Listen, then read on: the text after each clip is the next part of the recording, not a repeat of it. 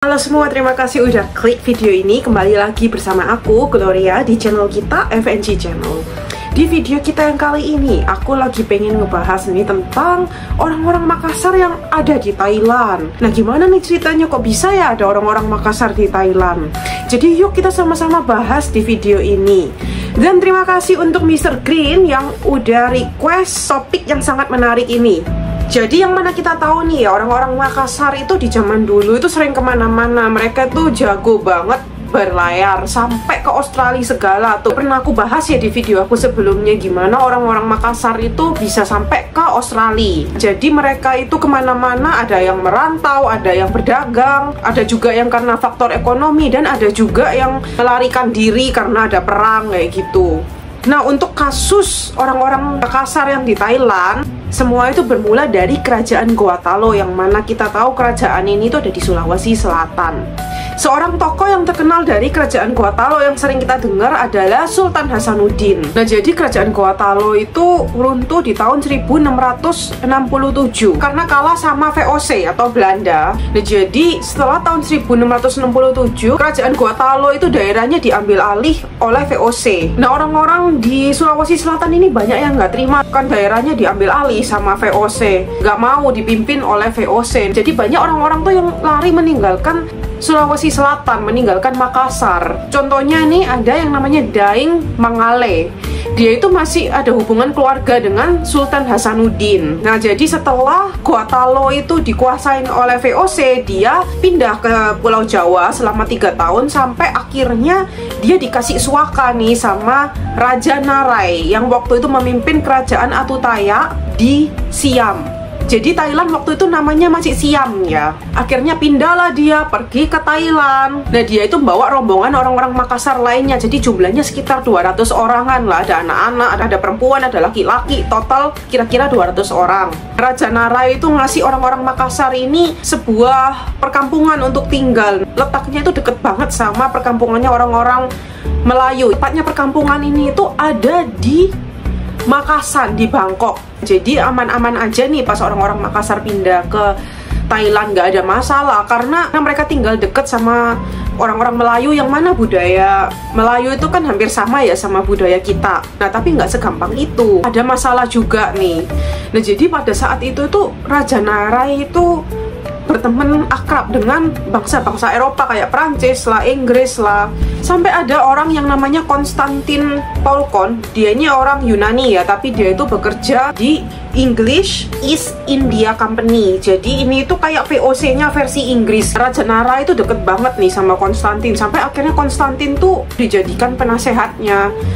Nah, para pendatang yang ada di Thailand nih kayak bangsa Melayu, ya kan. Terus ada di sana selain bangsa Melayu ada juga orang-orang Persia, orang-orang Gujarat. Nah, mereka tuh merasa kalau Raja Narai udah dipengaruhin sama orang-orang Eropa, nanti para pendatang ini bisa-bisa dijadikan budak, bisa-bisa dikontrol sama orang-orang Eropa. Nah, akhirnya terjadilah pemberontakan karena para pendatang ini nggak suka nih kalau Raja Narai itu bersekutu dengan bangsa Eropa. Sebetulnya nih orang-orang Makassar diem-diem aja, nggak ada masalah, nggak ikut-ikutan juga sebetulnya. Nah, akhirnya nih para pendatang ini udah terkepung nih, udah kayaknya nggak bisa menang nih ngelawan Raja Narai yang dibantu oleh orang-orang Eropa. Akhirnya mereka nyerah dan minta maaf sama Raja Narai karena udah memberontak. Nah, akhirnya ya diampunin sama Raja. Nah, setelah masalah ini selesai, Raja Narai sama orang-orang Eropa tuh mengerahkan staf-stafnya untuk nanya-nanyain, interogasi. Siapa sih yang mempelopori pemberontakan ini? Siapa sih yang ikut-ikutan? Nggak taunya terbongkar sebuah fakta kalau Daeng Mangale ini, walaupun dia nggak ikut-ikutan memberontak, tapi dia itu tahu rencana akan pemberontakan ini. Nah, jadinya Raja Narai mikir, kenapa Daeng Mangale kalau tahu kok diem aja? Kok nggak lapor ke Raja Narai? Nah, Daeng Mangale jadinya disalahin nih sama Raja Narai. Akhirnya Daeng Mangale diminta untuk minta maaf ke Raja. Tapi Daeng Mangale nolak, nggak mau minta maaf. Karena dia nggak ngerasa salah. Dia juga nggak bongkar rencana pemberontakan para pendatang. Karena dia ngerasa para pendatang nih teman-temannya dia, jadi dia diem aja. Nah, karena Daeng Mangale ini nggak mau minta maaf, akhirnya diserang lah sama Raja Narai dan orang-orang Eropa. Nah, pasukan dari Raja Narai dan orang-orang Eropa itu totalnya kayak sekitar 3.000-an lebih. Nah, sedangkan orang-orang Makassar tuh dikit, cuma berapa ratus, 200, 300-an gitu. Belum lagi banyak juga orang-orang Makassar yang kabur, yang pas pemberontakan dari para pendatang-pendatang itu orang-orang Makassar banyak yang cabut juga. Nah, jadi jumlahnya berkurang. Di awal-awal ini orang-orang Makassar menang nih, walaupun jumlahnya dikit dan senjatanya lebih tradisional dibandingin tentara-tentara orang Eropa. Orang-orang Makassar ini pemberani banget walaupun jumlahnya dikit dan alat-alat senjata mereka itu lebih tradisional, tapi mereka sama sekali nggak takut. Sampai Daeng Mangale ini kena tombak 5 kali, tapi masih tetap berperang. Daeng Mangale ini gugurnya itu karena kena peluru dari orang-orang Eropa.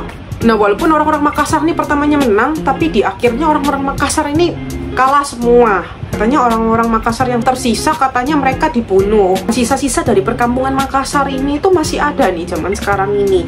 Lokasinya ada di Bangkok nih. Bagi teman-teman yang pernah main ke Bangkok, coba komen di bawah. Di Bangkok itu ada daerah namanya daerah Makassar nih. Nah, itu merupakan bekas dari perkampungan orang-orang Makassar di zaman dulu. Daerah Makassar yang zaman sekarang ini itu daerahnya padat banget. Itu deket mall-mall, deket perbelanjaan, ada stasiunnya juga. Jadi kawasan Makassar di Bangkok menjadi saksi bisu adanya orang-orang Makassar di Thailand di zaman dulu. Sekian video singkat kita kali ini mengenai sejarah dari orang-orang Makassar di Thailand. Bagi kalian yang punya pendapat atau mungkin aku ada kesalahan, boleh banget untuk komen di bawah. Semoga informasi yang aku bagikan kali ini bermanfaat bagi kalian semua.